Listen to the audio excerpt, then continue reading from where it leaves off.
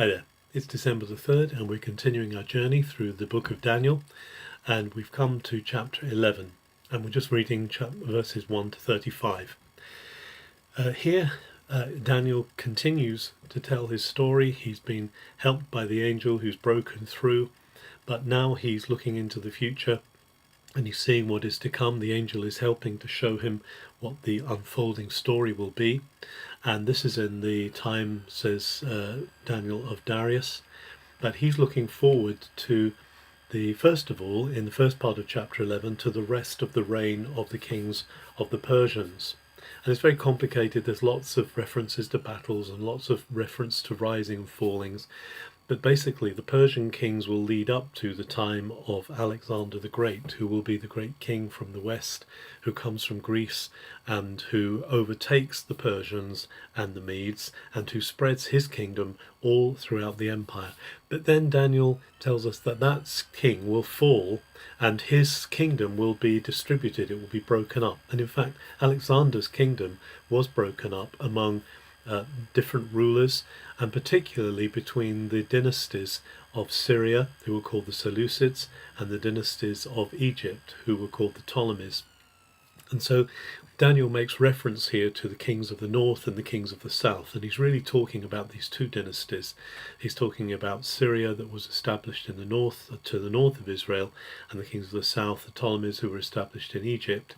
And there are these battles that go on between them. There are sometimes alliances. He refers to marriages and intermarrying, but basically there's this constant battling between them. And in particular, Daniel is speaking of the time of Antiochus the Great, and that there was some encouragement from Antiochus the Great for the Jews to settle in Jerusalem, and he actually respected their laws.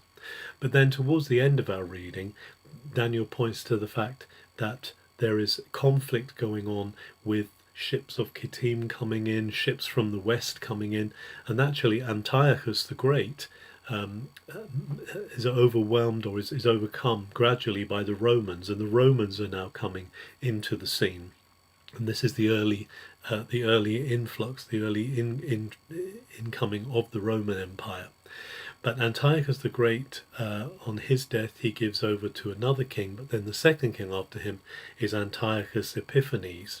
And this is the one that Daniel homes in on as being the one who is the really bad news for the Jews. And he says he's the one who's going to desecrate the temple, he's going to set up his own idols, but he's going to try and impose a culture upon the people which is not theirs, that is the Greek culture.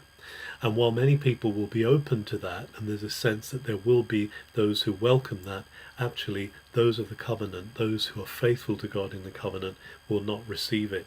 And this, of course, is the looking forward by Daniel to the coming of the great scourge of the Jews, who's recorded in the intertestamental apocryphal book of the Maccabees, which tells the story of Antiochus Epiphanes and his terrible persecution.